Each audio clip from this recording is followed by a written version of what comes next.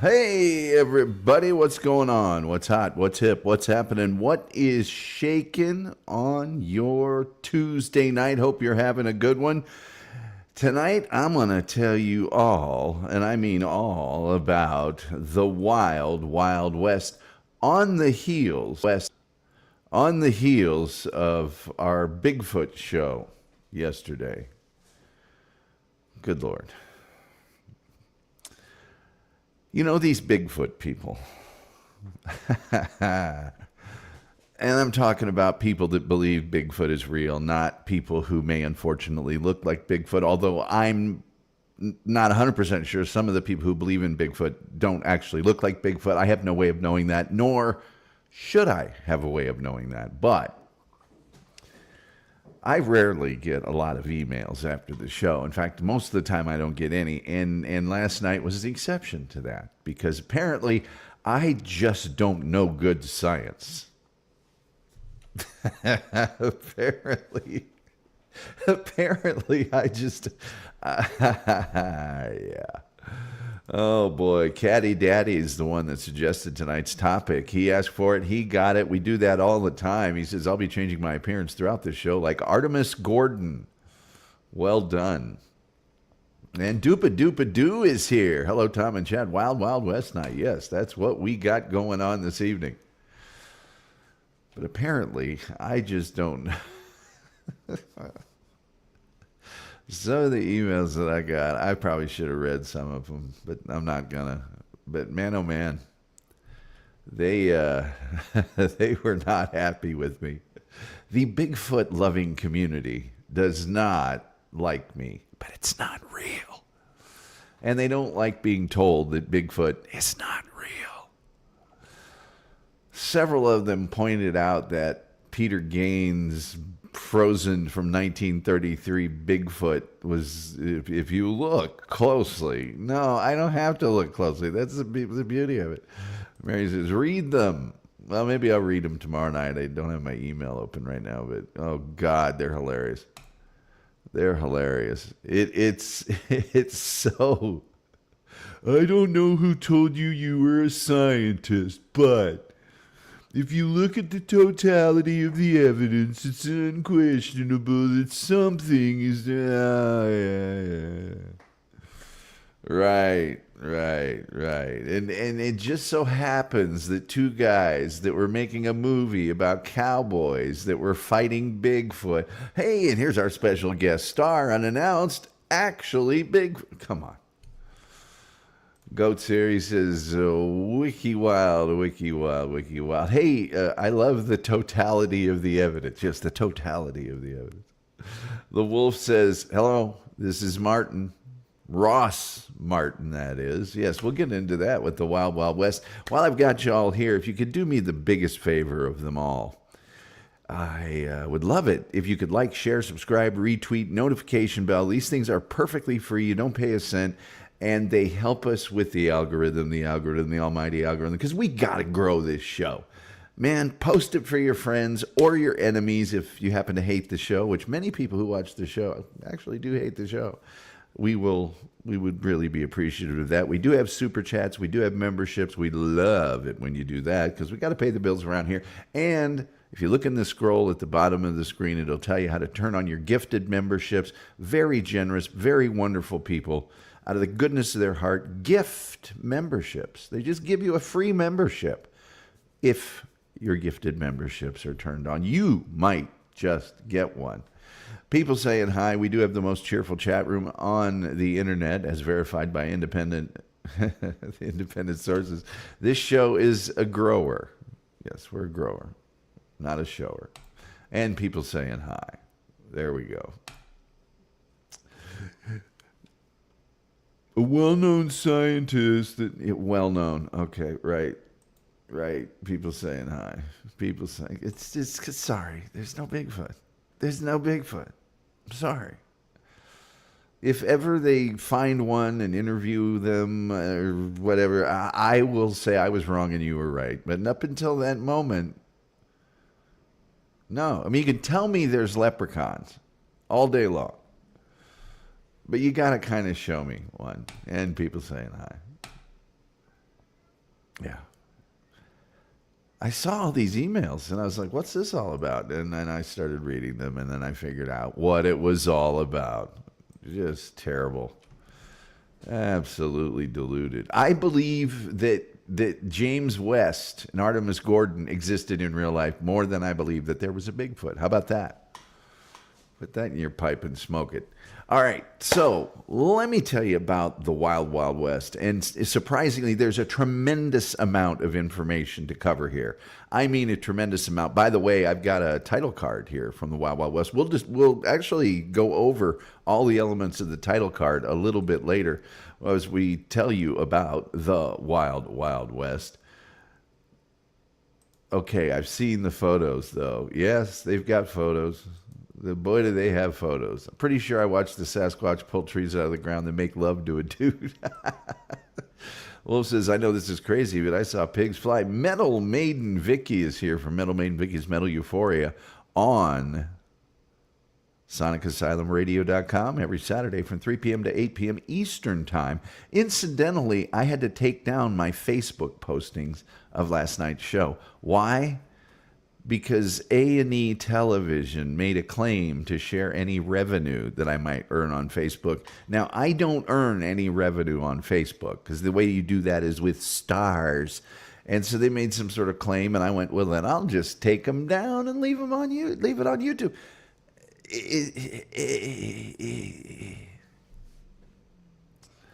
People saying hi. I love that. The Wild Wild West. Let's set the stage here. We got to set the stage. Not stagecoach, by the way. Stage. At the beginning of broadcast television in the United States, it's an understatement to say that the Western was the dominant genre of television program. I could probably sit here for 3 minutes and just list the names of the various Westerns. We all know Bonanza. We all know Gunsmoke. We all know the Big Valley, Maverick. I mean, you could keep going forever. And they were very, very, very popular. But in the mid-'60s, there was a phenomenon that took over all aspects of American culture. And that was James Bond and secret agents. So this fella by the name of Michael Garrison got the idea as Westerns were being impacted by all this secret agent stuff and The Man from U.N.C.L.E. and I Spy and all that. He said, I've got an idea. And he described that idea as James Bond on horseback. And that's what founded the notion of the Wild Wild West, which aired from 1965 to 1969, just a little over 100 episodes, 104 episodes, and a very kind of crazy history in terms of the way the show was produced and some of the things that went on while producing the show. Just to give you a little bit, by the way, this show was canceled with very, very, very high ratings. Very high ratings. But to give those of you who have never seen the Wild Wild West an idea of what it was the story of these two Secret Service agents. The dashing James West, played by Robert Conrad, who you see there on the right. Very dashing, and we'll talk about these two guys in more detail in just a few minutes. And Artemus Gordon on the left, played by Ross Martin, and he was a guy that was brilliant with gadgets and the ultimate, and I mean ultimate, master of disguise. Now, they were tasked with protecting President Ulysses S. Grant, and we all know when Ulysses S. Grant was president, don't we? Don't we? Not always the same hands. Not always the same hands. Yes, 1869 to 1877. They were also protecting the United States from all these crazy, crazy, crazy threats that you wouldn't think would exist back in the 1800s. But they traveled around in their own train. We'll talk about the train, okay, which was actually called the Wanderer. They don't mention it too many times in the show, but yeah, it was called the Wanderer. And it had everything from a stable car for the horses to a laboratory. Also had that wonderful bar area where we'd have drinks with hot babes after the mission was over. James West was an intelligence and cavalry officer in the American Civil War, and he was also on General Grant's staff. And his cover, at least, his sort of alter ego, was that of a dandy, a high roller from the East. But after that, there's no pretense, because his reputation as the most badass Secret Service agent would precede him everywhere, just like James Bond. Oh, James West, look out. We better tighten up and fly right, The show has all of the trappings of a Western.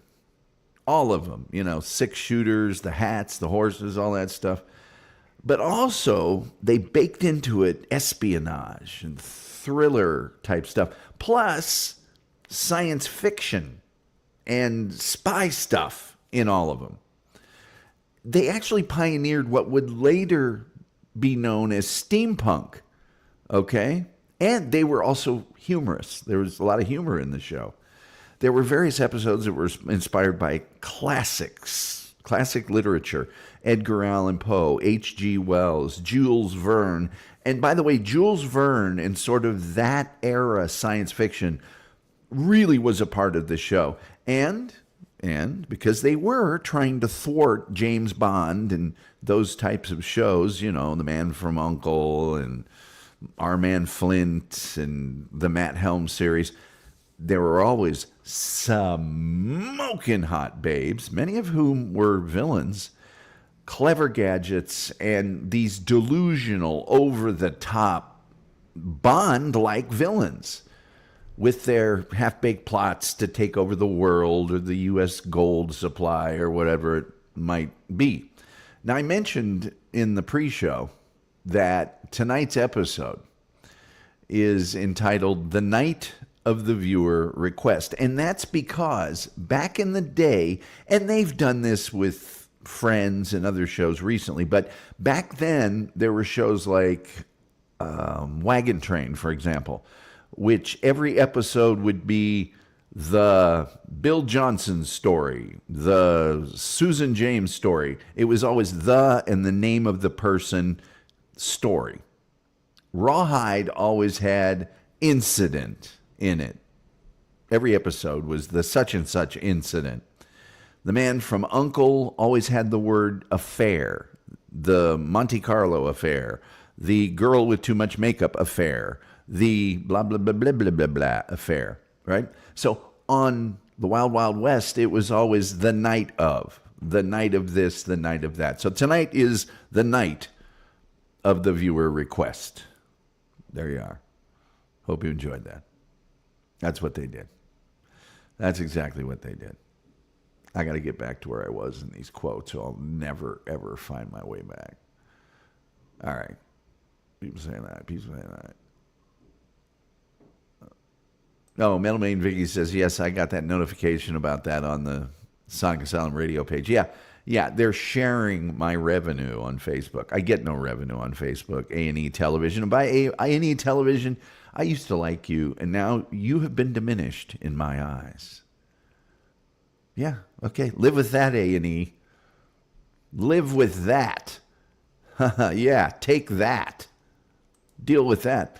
Anyway, let's talk a little bit about these two dudes again, okay?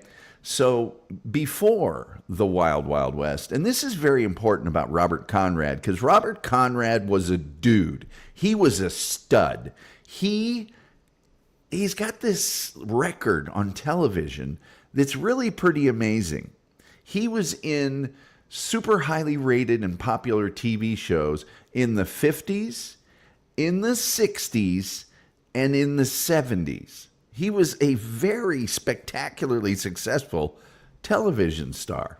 He was on Hawaiian Eye for 4 seasons. He made a movie called Young Dillinger in the mid-60s, right before the Wild Wild West began. And then, of course, he was Pappy Boington on Baba Black Sheep. He was in another show in the 80s, I think that was syndicated, but also did very well. And obviously a pitch man for batteries and other things like that. So he was the 17th actor to test for the part of James West. The 17th. Others were Robert Horton and, there was a ton of others. Let's just say John Derrick, also Bo Derrick's husband, left the audition when they tried to make him play James West. He just said, I'm not doing this.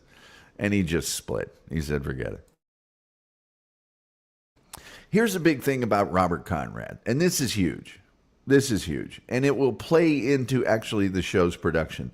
Robert Conrad performed nearly all of his own stunts on this show. And anybody who's seen the show knows he's jumping off of walls, he's swinging from chandeliers, he's jumping off of horses that are moving. Anyway, the first few episodes, Robert Conrad explained, we tried stuntmen, but the setup time slowed the production down, so he just volunteered to do his own stunts. And then things started moving quicker when he took all the lumps, so to speak, and it helped them actually meet the budget. Anyway, in 1968, during the filming of The Night of the Fugitives, near the end of the third season, he fell from a chandelier onto the stage floor and suffered a concussion. He said he didn't chalk up properly. He went 15 feet to the concrete and fractured his skull. He was in intensive care for 72 hours with a 6-inch lineal fracture of the skull and of course, a concussion. As a result, production of the series ended about 2 weeks early. He spent weeks in the hospital, dizziness. It took him a long time to get better. And the episode was eventually completed and aired early in the fourth season with the actual fall. The actual footage of the fall is in that episode, Night of the Fugitives. He said he has the whole scene on film. It's a constant reminder to be careful. It also bolstered his determination to make the fourth season his last year with the series. He said, 4 years of me getting beat up are enough of that sort of thing. After that happened, he did all the fight scenes, but he didn't do any of the stunts. Prior to the Wild Wild West, his partner in partnering on partner things, Ross Martin here, with a smoking hot babe from the Wild Wild West, starred in the CBS series Mr. Lucky, and he was the sidekick on that. Now, the series was created by Blake Edwards, who also put Ross Martin in 2 big movies, Experiment in Terror and The Great Race. Martin called his role as Artemus Gordon a show-off's showcase because he got to play like 100 different characters and perform all these different dialects and various voices during the series. He would sketch his ideas for characterizations and work with the makeup artist himself to execute the final appearance of the character. He told the Boston Globe that in 3 years of the show, he's run a wider gamut than even the acknowledged master of disguise, Lon Chaney. He says he felt like a one-man repertory company. And he says, I think I've proven to myself in the industry that I'm the #1 character actor lead in films today. And the industry acknowledged his work with an Emmy nomination in 1969. Now, Martin as well suffered, the bumps and bruises of being on Wild Wild West. He broke his leg in the 4th season episode, The Night of the Avaricious Actuary, when he dropped a rifle and then stepped on it, rolled his foot, and broke his leg. He said that his stand-in tried to finish the scene, but when the shell ejected from the rifle in the shot, it caught him in the eye and burned his eye. He said, we still haven't finished the scene, ever. A few weeks later, and this is very important and very sad, by the way, very, very sad. A few weeks later, after completing The Night of Fire and Brimstone, Ross Martin suffered a heart attack. And this is Well, I'll tell you the other bad, evil, terrible, awful thing about the Wild Wild West in a second. It was 2 weeks after something else terrible happened that we'll get to in a second. They temporarily replaced his character, actually, for 6 or 8 episodes. And James West worked solo in 2 other episodes. So one of the stand-ins for him was Charles Aidman, who played a character named Jeremy Pike that sort of took Artemus Gordon's place. And they had promised to write scripts especially for his new character. But he said basically all they did was scratch out the name Artemus Gordon and pencil in Jeremy Pike. Pat Paulson is frequently thought of as a Martin substitute, but he appeared in one of the episodes and really wasn't. Pat Paulson, of course, the most deadpan actor and TV star in the history of television. But Martin returned to work in mid-December for the final 3 episodes, and it's important to mention that heart attack because Ross Martin died all too early at the age of 61. He died in 1981 of a heart attack. He apparently had a very, very bad heart. And so taken from us all too soon was Ross Martin. Now, the villains on this show were a big deal. I'll get to the list of superstar villains they had in just a second after I read a few of your quotes. People saying hi. Mary Jacobs says, the only thing I know about the Wild Wild West is what Will Smith taught me. We're not going to talk about that movie, by the way, because he slaps people. People saying hi. People saying hi. I've heard of his tomb. Grant's tomb, yes. Caddy Daddy says, better come at James West correct or get that judo chop. Yes, he was very famous for his judo chop. In fact, the judo chop in the opening, although the opening we'll get to, maybe didn't show James West. Inez says, another childhood favorite. Metal Maiden Vicky says, I should revisit the show. My dad and I watched it when I was a kid, but I don't remember any of the episodes. Well, we'll get into, because the show itself, super popular, but there was a problem. Metal Maiden Vicky said he was quite handsome. Both of them were good-looking fellas. You know, if I can say that as a fella that's not so good looking. Tim Jenkins says you could use TV shows to track America's decline. I'm just going to keep saying it, Tim. Beat us in the World Cup, and then you can make fun of America. Incidentally, when you got up this morning, were you speaking German? Yeah, you're welcome. Anyway, Jared says, true. Caddy Daddy says, I'm just joking. You know I'm just joking. Horton hears, we'll call you back. Metal Man Vicky says, yes, the classic Ever Ready battery commercial. Yeah, I dare you to knock this off. Caddy Daddy says, after his hospital stay, there were so many pregnant nurses. Well, he played various characters that would appeal to them. Damn, total badass.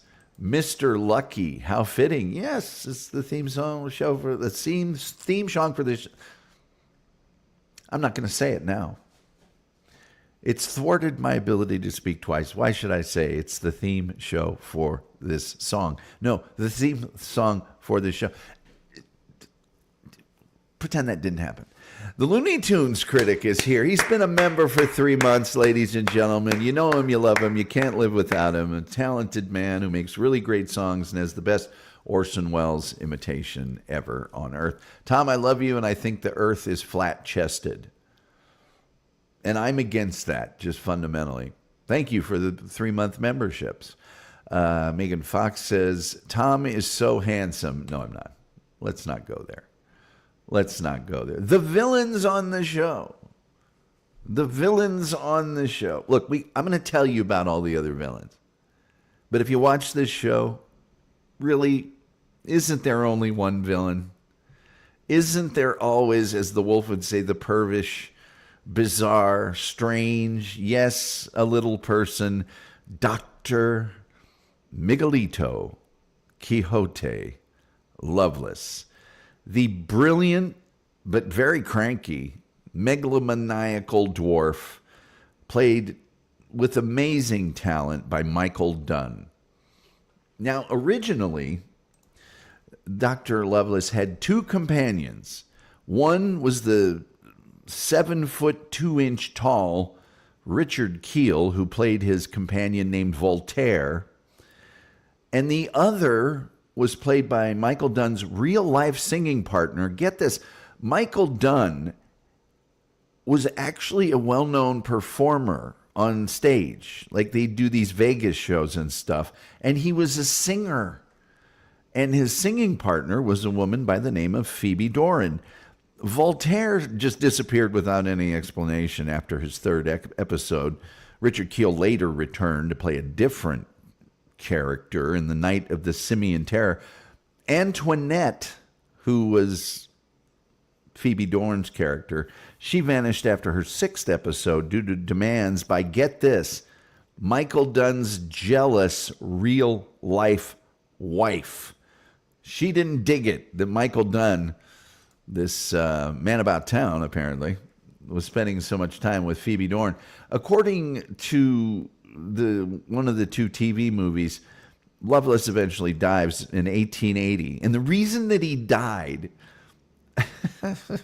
was from ulcers brought on by the frustration of having his plans consistently thwarted by James West and Artemus Gordon. Now, several actors appeared in villainous roles. The only other character, though, that had more than one encounter with James West was Count Manzeppi, played by Victor Buono, who you might remember as playing King Tut in Batman. He was a diabolical genius of black magic and crime who always had an escape plan at the end. And Dr. Lovelace always did too. That's the reason that those two were in multiple episodes, because everybody else that James West ran into, he caught them and he sent them off to the Hoosgow, the jail. They went to prison. Now get this, Agnes Moorehead, the greatest actress of old-time radio, and of course, Endora on Bewitched, she actually won an Emmy Award for her role as Emma Valentine in The Night of the Vicious Valentine. They had a very prestigious lineup of guest villains. I'm talking very prestigious. Here, for example, is Ida Lupino, a well-known film actress, and later a big director and producer of television. And I think if Rumpled Trenchcoat was here, he would mention that she was on Columbo and actually, I believe, directed episodes of Columbo. But listen to these guest villains. Ed Asner, who you remember as Lou Grant from the Mary Tyler Moore Show, and who we today know, even kids today know, because he kept acting and acting and acting and acting and acting until well late into his life. Yvonne Craig, who was Batgirl. Have I told my Yvonne Craig story here? I think I have. She was Batgirl. She's pretty hot as Batgirl. She did a great job as Batgirl. But my encounter with her revealed her to be a real, what's the way I can put it? She just was a real jerk. Robert Duvall was a guest villain. Boris Karloff was a guest villain. Harvey Korman from Blazing Saddles and the Carol Burnett Show, also a guest villain. Martin Landau, guest villain from Mission Impossible and Space 1999 and North by Northwest and tons of other things. Robert Loggia from the movie Big and a million other things. Burgess Meredith, Mickey from the Rocky movies. Ricardo Montalban, who might try to sell you a Cordoba. Leslie Nielsen from Police Academy. Carol O'Connor, Archie Bunker himself. William Wyndham, who legendary for an episode of Star Trek, but also had his own TV series and others. Yeah. Now, while the show writers often created these nefarious villains and characters, truthfully, they started off with the gadgets and sort of the weapons and things that the villain would use to try to destroy the world or get the gold supply or assassinate President Grant. and create the character around those devices. Yeah, that's the way they did it. I've really covered most of the reoccurring characters. I don't think I need to do that. The series as it developed is kind of wild because today they call them showrunners, but back then they were the producers. They were the people who had the idea for this show and made sure that idea was realized on screen throughout the run of the show. It was not that common to switch producers, except on the Wild Wild West, which was created, it was the brainchild of a man named Michael Garrison, okay? And Michael Garrison was big. He took this idea around to a lot of places, but eventually CBS said, yeah, we want to do this. He produced the original pilot, and the thing about Michael Garrison was that he'd never produced a TV show before. And that was a problem with the network because it was sort of a high-budgeted show. When the network would give him suggestions and stuff, he was forget you, you know. And as a result, even Robert Conrad, in the DVD commentary for this program, says the show went through several producers in its first season. There was a guy named Ben Brady was the producer, but they sent him off to Rawhide. Then they hired some guy named Collier Young. And Collier Young wanted to change the direction of the show. He saw it as kind of a con man show. Like we're going to outwit them kind of a show. Not a secret agent, spy, espionage, action, fisticuffs, all that stuff. And Conrad said he was not sorry to see him go. However, Collier Young is the one that suggested to put the second wild in the title of the show. That was his idea. That was his, well, as Robert Conrad said, I didn't mind seeing him go. All that guy did creatively was put the second wild in the title. CBS did the right thing. Now, they replaced him with a guy named Fred Freiberger, Fred Freiberger was a huge guy at CBS. He was at CBS for forever. He also had a lot of involvement with Star Trek. So he was a dude, okay? He was a dude. And he was the one responsible for bringing Michael Dunn into the show. He was very much on board with that. And he's the one that told Michael Garrison about Michael Dunn. Michael Garrison fell in love with him immediately. And Freiberger, for reasons that people still don't know, and executive producer Michael Garrison, they were unceremoniously dumped due to some behind-the-scenes power struggles. They replaced Garrison, with Philip Leacock, the executive producer of Gunsmoke, and then another producer, John Mantley, who was the associate producer on Gunsmoke, came over to the Wild Wild West. And this stunned the entire crew and the entire cast because Garrison owned 40% of the Wild Wild West. He knew nothing about these changes. They didn't even bother consulting him about it. They just contacted his attorneys. Freiberger said, I was fired for accomplishing what I had been hired to do. I was hired to pull the show together when it was in chaos.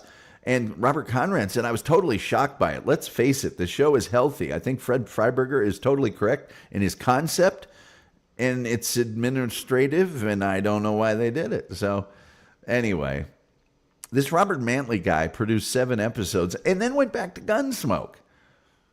And then another guy took over named Gene Kuhn. This thing was like a revolving door until the beginning of season 2, when, much to the relief of the entire cast and crew, Michael Garrison returned. And this was much to the relief of Ross Martin, Artemus Gordon. He was very much on board with the return of Michael Garrison. He said that he was so disenchanted during the first season with all these changes, he tried to quit 3 times. And he said Garrison saw the show as a Bond spoof in the 1870s, and everybody knew where they stood. And each new producer came in and tried to put their stamp on the show, and he fought them line by line in every script. They couldn't change the James West role very much, but his character was open season because they'd never seen anything like Artemus Gordon on an episodic television show before. Remember that thing I told you about a little earlier? The horrible thing that happened 2 weeks after the big injury to one of the main lead actors? Yeah. August 17th, 1966, during the production of the new season's 9th episode, The Night of the Ready-Made Corpse, Michael Garrison fell down a flight of stairs in his home, fractured his skull, and died. CBS assigned Bruce Lansbury, brother of actress Angela Lansbury, Murder, She Wrote, to produce the show for the remainder of its run. In the early 60s, he'd been in charge of daytime television at CBS Television City in Hollywood, and then vice president of programming in New York. And when he got to Wild Wild West, he was working with his brother Edgar, producing big productions on Broadway. He came in, he got it, he steadied the ship, and took it till the end of the series. The first season episodes of the Wild Wild West were filmed in black and white, and they were of a very dark tone. It was really serious and death and yeah. But the cinematography was amazing. Ted Voigtlander, the cinematographer for the show, was nominated for an Emmy Award for his work on Night of the Howling Light. Subsequent seasons were in color, and they became a little campier. It was filmed in CBS Studio Center on Radford Avenue in the San Fernando Valley. It was a 70-acre lot that was the former home of Republic Pictures, Republic Studios, which was a low-budget movie outfit that had the Roy Rogers and Gene Autry westerns and, that kind of thing. CBS had leased the whole lot wall to wall, and they produced Gunsmoke there. They produced Rawhide there, as well as Gilligan's Island.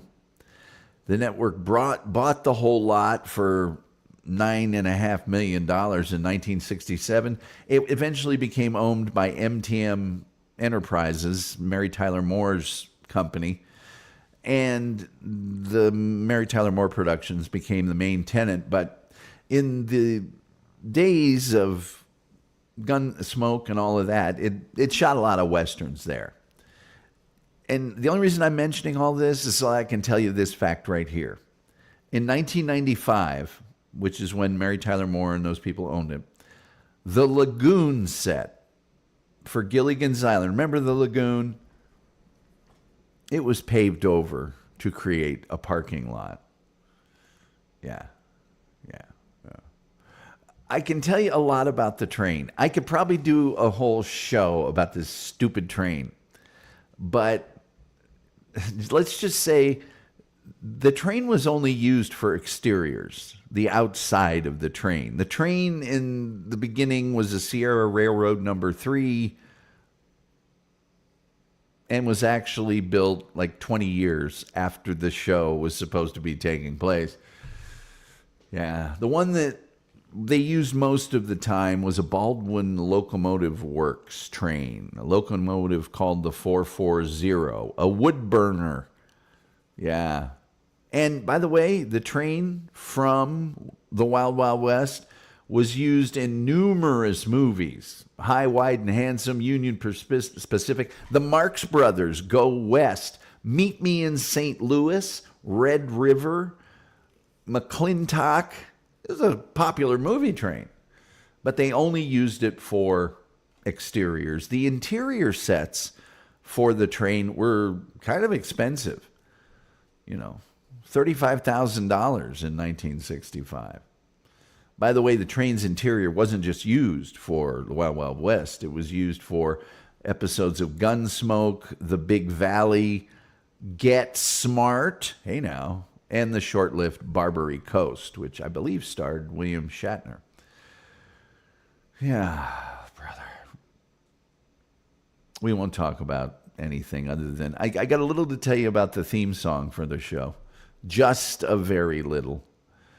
It was written by Richard Markowitz, and he was brought in after a couple of attempts by a legendary film composer by the name of Dmitri Tiomkin, who did the music for It's a Wonderful Life and tons of stuff, renowned. Markowitz pretty much did the music for the rest of the show. Tiomkin did some of it, and Tiomkin, because he was so famous, got all the credit. Markowitz was never credited for his theme in any episode due to legal difficulties between CBS and Tiomkin over CBS saying, we don't like your theme song. So there you go. Now let's get into the graphics, the title card.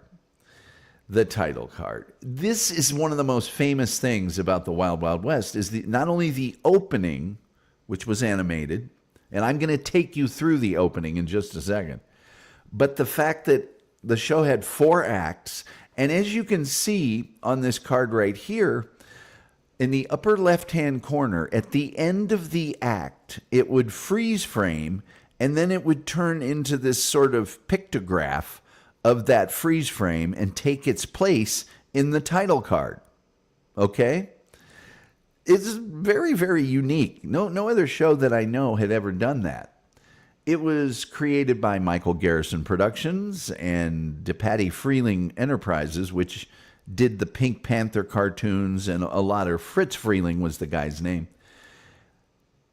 They did the animations for The Great Race and a lot of other TV series, Secret Agent, I Spy, Rawhide, Death Valley Days. Here's the original animation sequence. You're going to have to imagine this in your head real quickly. In the original animation, you've got a cowboy, and the cowboy looks nothing like James West at all. He looks like a traditional cowboy, the vest, the cowboy hat. And that's the hero. The hero strikes a match, lights a cigar, begins walking in profile to the right. And behind the hero, see, the hero in this shot I'm showing you here is in the middle. And that's where he was during the whole animation. And he interacted with things in the other squares, the other compartments, if you will. So in the lower left panel, a bandito backs out of a bank, and the hero, yes, Caddy Daddy, subdues him with a karate chop to the back. Now, in the upper right-hand panel, a card shark tries to pull an ace of spades from his boot, but the hero draws his gun, and the card shark drops the ace. In the upper left panel, the gunman picks up and points a 6-shooter at the hero, who drops his gun and puts his hands up. But then the hero shoots the gunman with his sleeve derringer, and the gunman's hand falls limp. The hero then quickly retrieves his own gun, holsters it, and at that point, a woman in the lower right panel taps the hero on the hat with her parasol. He pulls her close and kisses her. She draws a knife, but mesmerized by his kiss, she turns away and she slumps against the side of the frame. He tips his hat, walks away with his back to the camera. And then the hero walks away. By the way, there's 2 versions of that one. The one where she's mesmerized and just sort of faints, and another one where he knocks her out with a right cross to the jaw, but they kind of got rid of that one. And interestingly, James West never hit any woman in any episode, which is significant because this show was known for its violence, and not just a little bit. I'll get into that in just a second because it's a big deal, not just for the Wild Wild West, but for television in general at the time. Okay? He wrestled with a lot of women, grappled with them when they were trying to stab him or poison him or whatever, but he never hit one. Oh, technically, that's not true. He once hit a woman named Miss Tyler, but she was actually a man disguised as a woman. How many of us haven't been there? Anyway, And then the hero walks away into the distance and the camera zooms into his panel and then the title appears and this train and Conrad and Martin's name and all that other stuff. I could go into even more detail about this, about the opening, but I'm not gonna, because it gets very, very, very involved. Now, the series is generally set during the presidency of Ulysses Grant from 1869 to 1877, and there are precise dates in a lot of the shows. There's one in 1870, there's one in 1872, there's one in 1874, 1875. So although the TV series ran 4 years, the shows took place all over that 8-year time period of the presidency of Ulysses Grant. What a great show, you're thinking. What an amazing show. Every week, a supervillain would try to destroy the world or the United States or the monetary supply or the water supply or the whatever. Highly rated, very popular.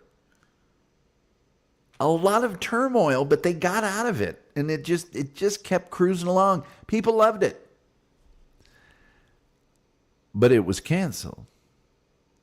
Why was it canceled? I hear you cry out. Please, please, please do me a favor. Like, share, subscribe, retweet, notification bell. All these things are free. You can do them for nothing. They really help us out with the algorithm, the almighty, all-powerful algorithm. Miguelito Loveless may one day do away with the algorithm, but for right now, we need the algorithm. And we need to grow this show. So please, if you can, post the episode, repost it on your Facebook, your Twitter, your TikTok, your Instagram, whatever. Help me out. Do a guy a solid. Second, although we haven't seen it here yet, we do have super chats. We do have memberships. We love that because we do got to pay the bills around here, folks. We really do. It's a thing. And then also turn on your gifted memberships. It tells how right down there in the crawl. And somebody might give you a freebie membership. Let's get through some of your comments. And then I'll tell you the very involved, shocking, and earth-shattering to the whole TV industry story of how and why the Wild Wild West, after 104 episodes, was canceled. I'll tell you all about it. No, seriously, it's what I do. Metal Maiden Vicky says, I just looked it up. The episode was Short Fuse with Roddy McDowell. Also saw she is actually 2 Columbo episodes, but I haven't got the second one yet. There you go. Thank you. Ida Lupino. Ida Lupino was in 2 episodes and directed an episode of Columbo. People saying hi. People saying hi. People saying hi. Gilman saying hi to Metal Maiden Vicky. People saying hi. Paz says, oh, wow, I never knew any of this. Wolf says, looks like the train for Evil Roy Slade. Yes.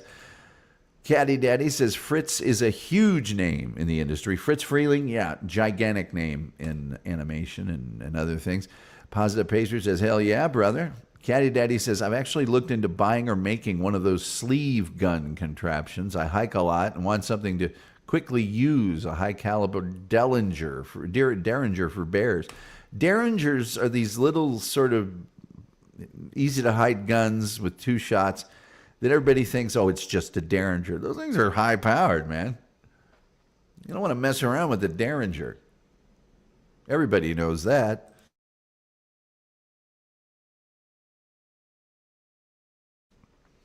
Julian Zeezer says, never saw Wild Wild West, but your description brings to mind the second group of Brandon Sanderson's Mistborn novels. Steampunk cowboys solve crimes and save society. Well, that's exactly what it was. And the Jules Verne thing, too. Jules Verne had a lot of that steampunky kind of advanced technology. And the Wild Wild West, I think, really started that. They took that and ran with it and did a great job of it. It's one of the main things the series is known for. Now, let's get into the cancellation. The tragic cancellation of the Wild Wild West. Before that, though, let's look at Dr. Lovelace again. Look at that face. Does that not look like just a maniacal... The cancellation of the Wild Wild West. The sad cancellation. Look at those guys. Don't you just want to go on an adventure with them? Anyway, some of the episodes of the Wild Wild West were considered extremely violent for their time. And they are, kind of. A lot of stabbings, a lot of people falling off a thing. Anyway, and the violence in the show, not low ratings, was the eventual reason that the series was taken off the air. In addition to lots and lots of gunplay, there were usually 2 major fight sequences per episode. And these were heavily choreographed, well choreographed, and they had a stock standard group of stuntmen. Red West, who I don't know if any of you know about Red West. You might remember Red from the movie Roadhouse. He owned the auto parts store. He was also a very, very, very, very close friend of Mr. Elvis Presley, and it was his bodyguard, and then he got fired when Elvis was kind of on the pills and stuff. He got fired, wrote a book about it, Anyway, after Robert Conrad fell from the chandelier, the network said that you got to have a stunt double. And he agreed and did all the fights like we mentioned. But there was a lot of fights. And it was very hazardous on the set. Many crashes. They used to say, roll the cameras and call the ambulances, according to Robert Conrad. A lot of injuries. Ross Martin with the broken leg, Robert Conrad with the 6-inch fraction of the skull, broken skull for Red West, broken leg for Jimmy George, broken arm for Jack Skelly, and Michael Dunn, head injury and spinal sprain, because Michael Dunn did his own stunts as well. Well, after the assassination of Martin Luther King and the assassination of Robert F. Kennedy, President Lyndon Johnson created the U.S. National Commission on the Causes and Prevention of Violence. And one of the things they got into was whether violence on television was a contributing factor to violence in our society. Television networks, anticipating this, themselves, they didn't want to be regulated, so they said, we're going to get the violence under control. So, in an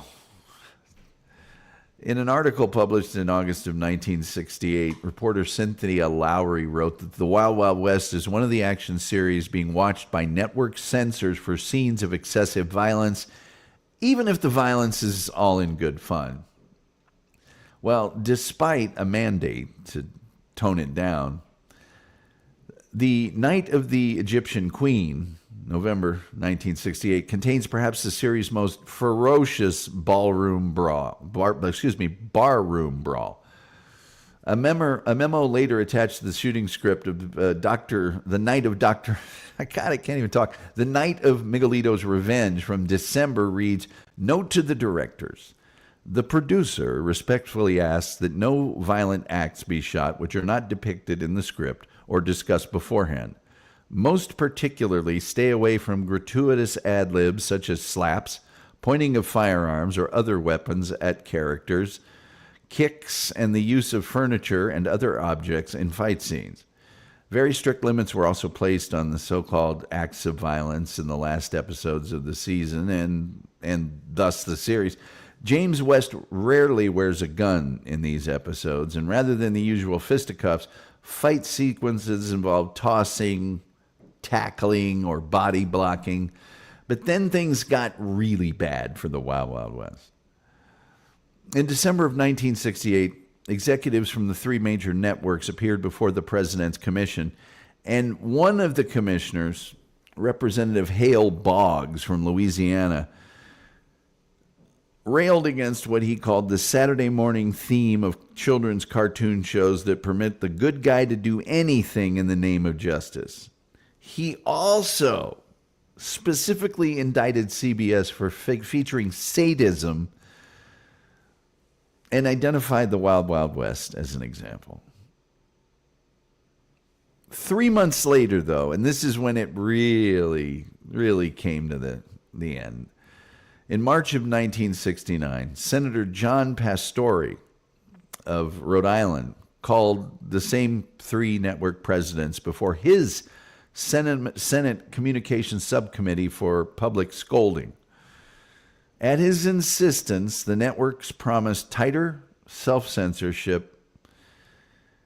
Congress's concern was shared by the public. In a nationwide poll, 67.5% of Americans agreed that TV and movie violence would create more violence in real life. And the National Association for Better Broadcasting, the NABB, in a report issued in November of 1969, rated The Wild Wild West as the most violent series on television. Well, after two congressional committees specifically cited it as being way out of line, and other shows as well, the network scrambled to get rid of violence from their programming, and The Wild Wild West received its cancellation notice mid-February. Producer Bruce Lansbury always claimed that it was a sacrificial lamb. It went off the air with a 32 or 33 share, which in those days was, always winning its time slot. This was confirmed by the Associated Press that certain other shows that depended heavily on violence were scrapped. CBS killed The Wild Wild West despite high ratings because of criticism. It was seen by the network as a gesture of good intentions. The networks played it safe from that point on. Of the 22 new television shows that debuted in the fall of 1969, not one was a Western or detective drama. 14 were comedy or, variety series. Robert Conrad was just incensed by Senator Pastore, and he denounced him for many years, but in other interviews claimed it was probably time to cancel the series because he felt that the stuntmen were pushing their luck. And he also believed that the role had hurt his ability to act. He said he was a tough guy and never really advanced much after The Wild Wild West. He said it was action-adventure. I jumped off roofs, spent all my time with the stuntmen instead of other actors. I thought that's what the role demanded, and it had no dimension other than what it was, a caricature of a performance. I was a comic strip character. So the show was popular overseas. It was shown in the UK, reasonably popular, but it really hasn't been on British TV since the early 80s. France, it was known as Les Miserables de Quest, where it was successful since all 4 seasons were released in a DVD box set there before they were even released in the United States. But in the summer of 1970, CBS ran several episodes of The Wild Wild West as a summer replacement for the Carol Burnett show. TV critic Lawrence Laurent wrote, "The return of The Wild Wild West, even for a summer replacement, isn't surprising. CBS was never very eager to cancel this series." Anyway, that fall, CBS put the program into syndication, giving it new life on local stations across the country. That's where I saw it. I mean, obviously I saw some of the originals, but it was on a lot in syndication. But then again, the Foundation to Improve Television came out and said, "Why are you doing this? It's so bad. It's so evil." John Sirica, the U.S. District Court judge who later presided over the trial of the Watergate burglars and ordered Richard Nixon to turn over his White House recordings and all that other stuff, he dismissed the lawsuit by the Foundation to Improve Television to get rid of all this violent programs. Said, "Take it to the FCC. What the hell's wrong with you?" Anyway, The Wild Wild West was on like over 100 local stations. And then it came back on the Turner Network in the 90s, which was awesome. Started running weekdays on MeTV in 2006. As of 2015, the TV series airs on the Horror Channel in the United Kingdom, which is a testament to just how much sci-fi and other things were going on. It's on Heroes and Icons. in the sort of mid-2000s. The Wild Wild West was airing on MeTV Saturday mornings as of last year. Ross Martin and Robert Conrad reunited. The two reunited in two made-for-TV movies, one in 1979, one in 1980. One was called The Wild Wild West Revisited, and one was called More Wild Wild West. Michael Dunn's character was not there because Michael Dunn had passed away, so well-known songwriter and sometimes actor Paul Williams played Miguelito Loveless Jr., the son of the original Miguelito Loveless. And he wanted to substitute clones for the crowned heads of Europe and the United States president, which is really hilarious. These movies did very, very well, but they were way campier than the TV series. But Conrad and Martin played their roles straight, but they were super camped up. Robert Conrad said that CBS intended to do yearly revivals of the Wild Wild West, but the death of Ross Martin in 1981 put an end to that idea. It's been released in all forms of home media. I don't need to go into that. I'm not going to talk about the movie that was made with the guy that slaps people at the Oscars. It was obviously a comic book, 7-comic issue by the Gold Key Comics Company, and a paperback novel. Other books were produced. The Wild Wild West, the series, is a thorough production history and episode guide. Berkeley Books produced 3 novels by author Robert Vaughn. Yes, author Robert Vaughn. Not to be confused with the actor.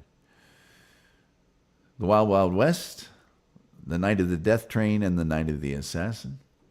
And in 2019, Epic Press published a new novel by Joseph Covino Jr., which really paid tribute to the series itself. In the 90s, another comic was created.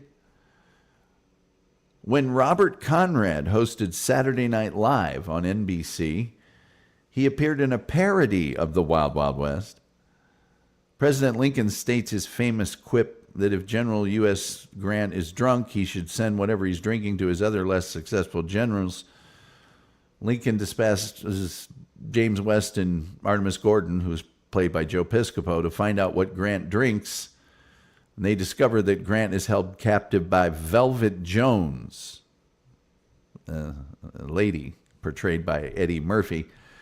The soundtrack for the Wild Wild West was released, a 4-disc set of music from the series, including the opening theme and scores by Markowitz and Dave Grusin, who's a very well-known musical guy, and all of Dmitri Tiomkin's unused musical themes as well.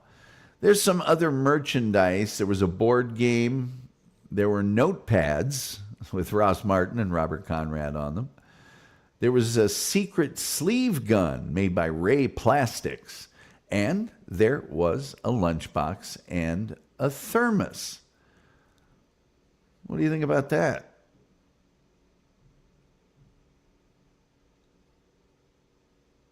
The lunchbox had 2 scenes. One was West and Gordon riding horses to stop a train hijacked by outlaws. The other side showed West swinging on a trap line over a burning chasm to kick a gun out of a villain's hand, while Gordon was trapped on the other side.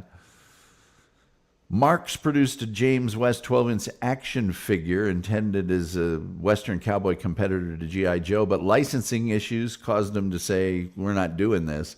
But the James West heads that they made were subsequently used for their Captain Maddox figure, and the bodies were used for their Sam Cobra figures. There you go. There you go. They've proposed some revivals of the Wild Wild West over the years, but none of them have really come to fruition. And so the show exists in our memories in those 104 wonderful episodes and the 2 made-for-TV movies. And that, ladies and gentlemen, is all I have to tell you at the request of 73 Caddy Daddy 93 about the Wild Wild West. Let's get to your comments while I open up the phone lines. If anybody's interested in the phone lines, And let's see what we've got here. Tom's so handsome. Let's see.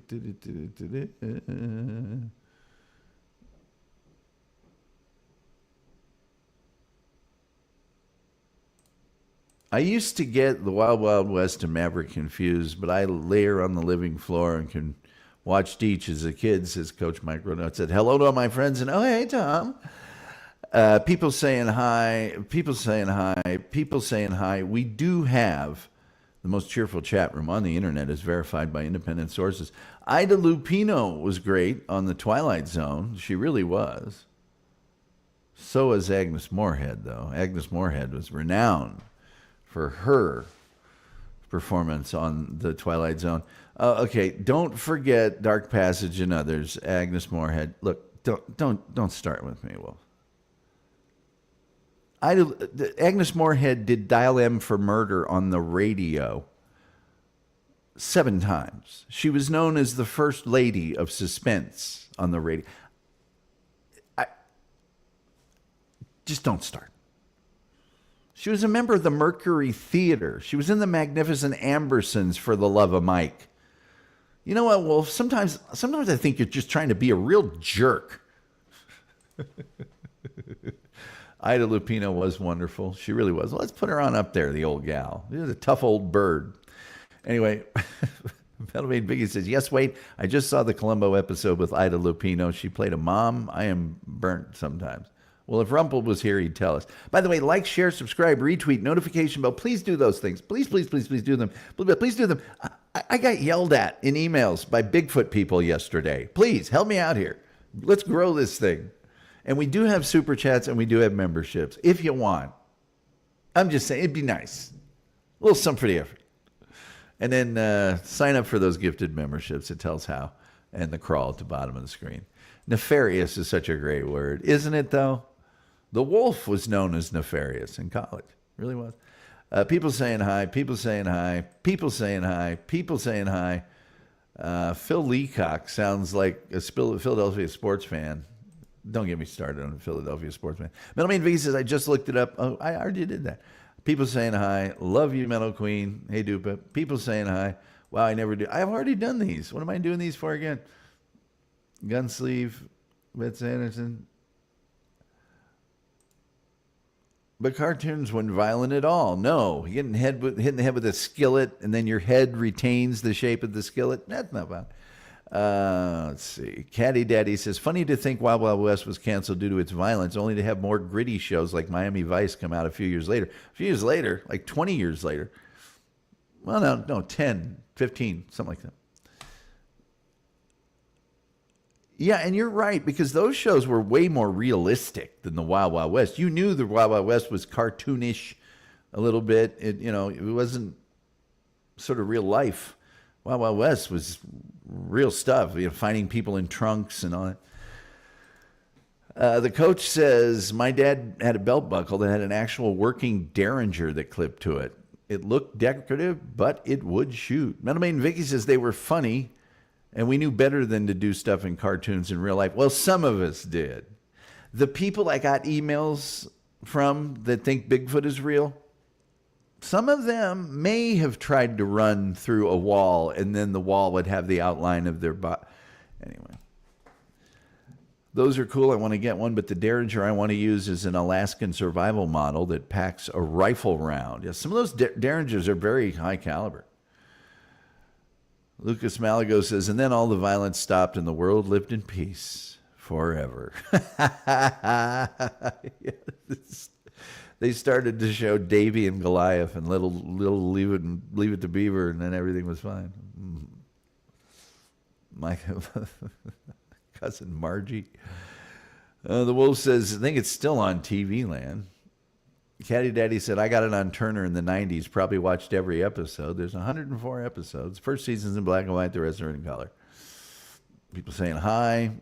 It was one of those appointment shows for me, like Rockford Files and Hunter. They've been paired on WGN and other stations for ages. Yes.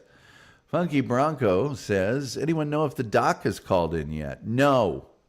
He's not here. I'm a little worried. I don't think he was here yesterday the whole time either.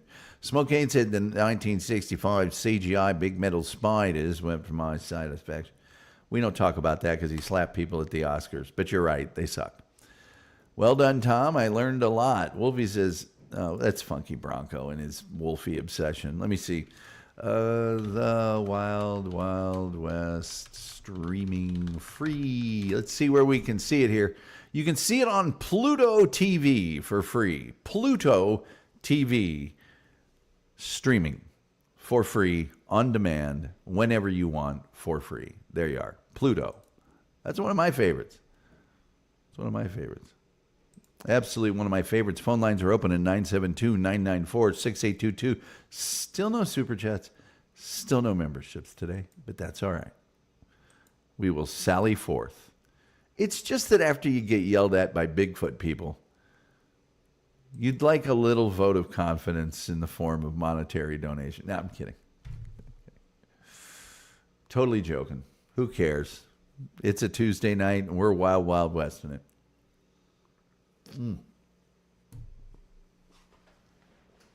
If you look at the totality of the evidence. Okay, first of all, totality, really? Evidence? Evidence? Really? Really? That Phil Gaines thing with the clearly plaster-made clay teeth? Really? Really? With the hair you bought at Hobby Lobby? Really? Yeah. You don't know what you're talking about. You should have had a Bigfoot expert on to counter your stupidity. I tried to get a Bigfoot expert to come on.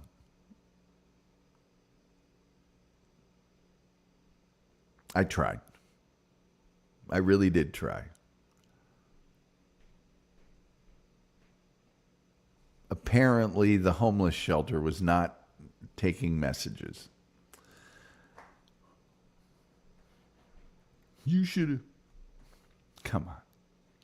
Anyway, that's the Wild Wild West.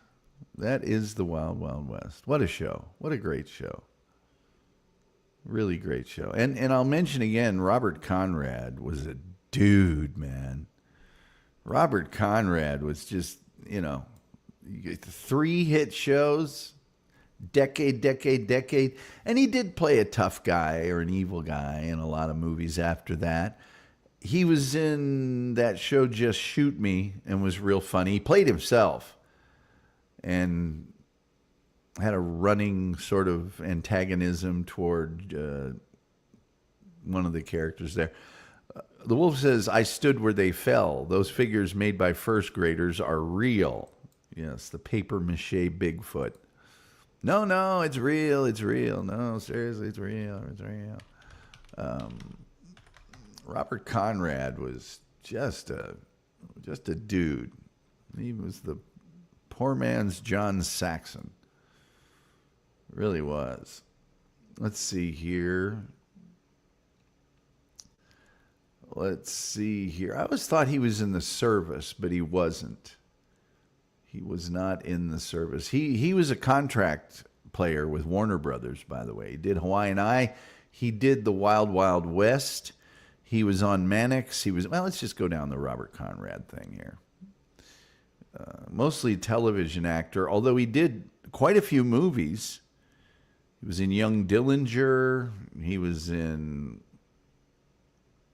Samurai Cowboy, Moving Violations, The Lady in Red, and he played John Dillinger in The Lady in Red. Sudden Death, The Bandits.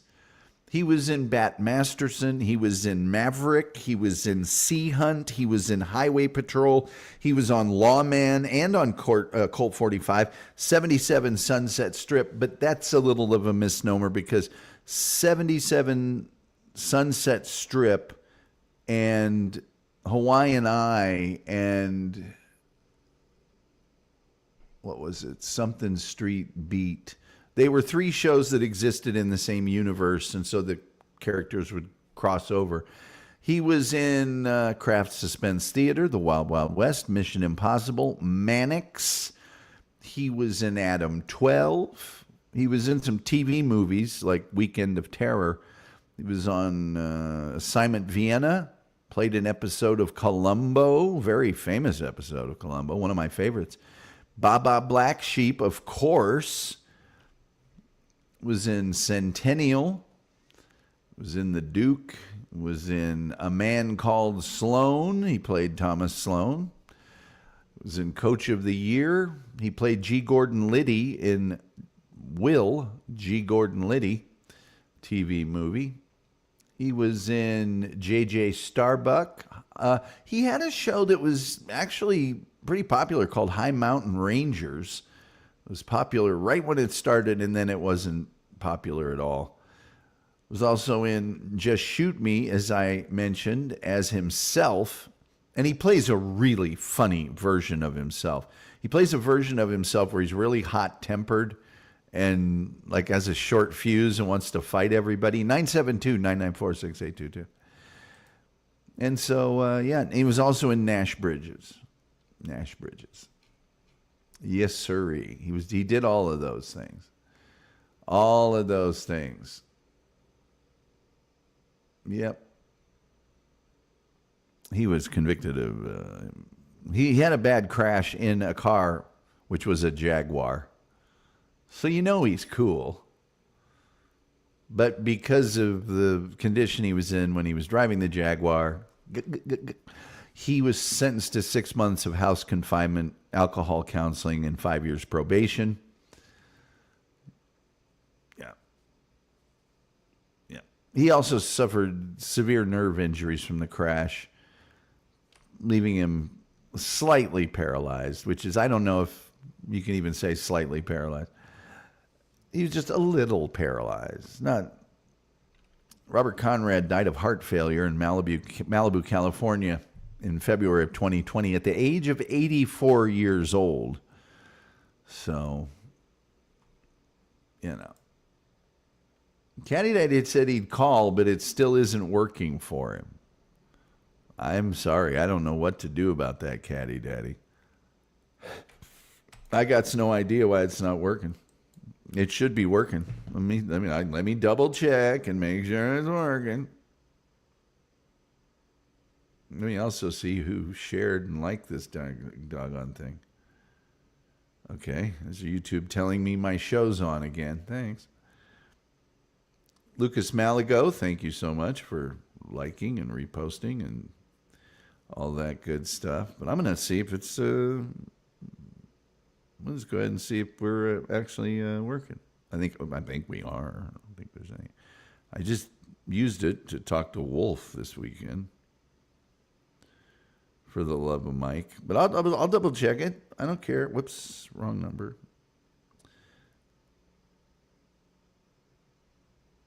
Boom, shakalaka. Let's talk to myself, shall we?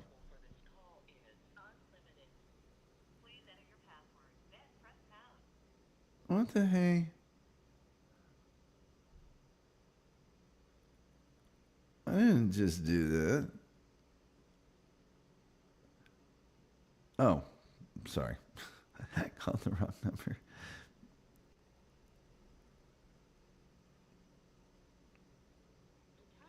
This is all your fault, Caddy Daddy.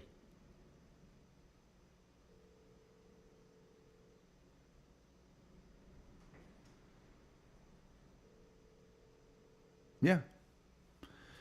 It's coming in. Yeah. Yeah, I just called myself.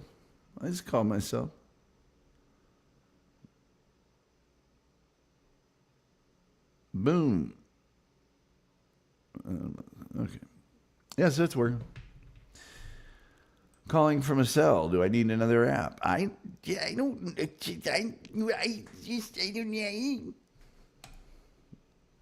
My bad. I didn't want to stop the show. Well, you did. I hope you're I hope you're happy. I'm going to tell the Bigfoot people that it's all your fault. Wolf says I don't have an app to call. Yeah, I don't know what's going on there. It's working. It's working. All right. Looks like we're not going to get any super chats or memberships, and not going to get any phone calls. So you know what that means? That means that old clock on the wall says it like the Reverend Al Green. It's time for me to get on up out of here. You don't have to go home. No, you don't do that. But you can't stay here. And with all that being said, the only thing left to say is, hey, by the way, these Bigfoot, I got 11 emails from Bigfoot people. 11. Many of them included links to various Bigfoot, scientific proof sites and things of that nature. Many of them just question perhaps maybe that I had an unnaturally close relationship with my mother. But they were not happy, the Bigfoot people. Hey, and by the way, the Loch Ness people, they took it like a pro. They're not an email. They didn't care. They just went, well, you can believe whatever you want. We believe in it. Not these people, not the Bigfoot people. They've got a stake in Bigfoot being real. Come on. Time to hit that dusty trail. Yes. The night of the lack of super chat. The whole thing, though, was kind of... I just was laughing while I was reading. If you look at the totality of the evidence... Okay, well, you present me with some evidence. There's one shred of actual evidence. Not a guy said he saw a blurry, brown, black, silvery, shiny, could be anything from the height of 6 feet to 9 feet. Not that. It ate my hogs. I don't need that. That's not evident. Caddy Daddy says, make me your sacrificial lamb for the Bigfoot people. I grew up out there and it's baloney. Yeah, it's just so stupid. The totality of the evidence is overwhelming. You can't deny. Okay. Yes, I can. I so can deny. I can deny that without any, sleep like a baby. And there isn't, Bigfoot is not real. Sorry. Good gravy. Yeah, exactly, Smokey. No, actually, just present a Bigfoot. That's all you have to do. Show me one. Trap one. We saw the stupid trap yesterday the guy made. I mean, show me one. Show me an actual corpse. Don't show me an indoor-outdoor carpet with somebody's art project for teeth and a face. Don't show me that. That's making your argument less strong when you do that. Don't show me a hunched over whatever that one picture was of. Don't show me... show me Bigfoot standing up. Don't show him picking a cigarette butt off the ground or whatever the one was doing. Bigfooters fell down the rabbit hole, yes. It's just so dumb. Don't show me a piece of film that's part of a film that you're making about Bigfoot fighting some cowboys. And then for the first time in recorded history, oh, here's our special guest star, Bigfoot, walking across where we're shooting. It just happened to show up while we were... Lucas Malago says, not in defeat, but my cryptozoological profile has paid dividends. Caddy Daddy says, like aliens. When I can clap on the hand of an alien, I'll believe. Well, see, the alien thing, that at least I says to myself,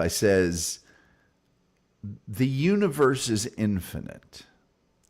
It would be arrogant and illogical for we humans to think that we are the only sentient beings in the universe.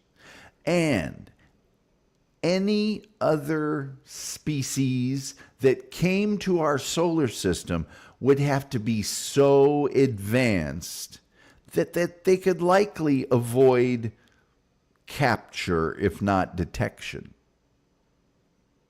So that at least I say, you know what, there could be, I still want proof, but at least it makes a little sense. You can extrapolate that into a reasonable argument.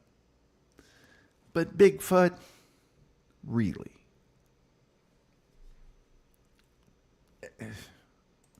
And then to get mad at me and write me an email.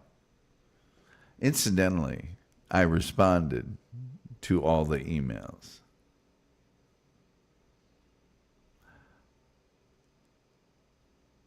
Dear Bigfoot believer, I am most heartily sorry for having offended you by mentioning your delusion. Please accept my apology, and I will leave you to return to your pursuit of a complete, ridiculous, and childish fantasy. All my best, Tom.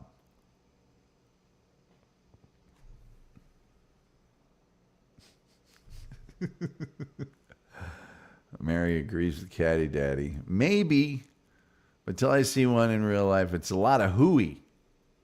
A lot of hooey. And with all that being said, I think the only thing left to say is, oh wait, tomorrow night, the invention of color television. A fascinating story of how TV in the United States and other places went from black and white to living color. You'll enjoy it. Fascinating story. And I don't have a show topic for Thursday, so, weigh in now. And until next time, we'll see you next time.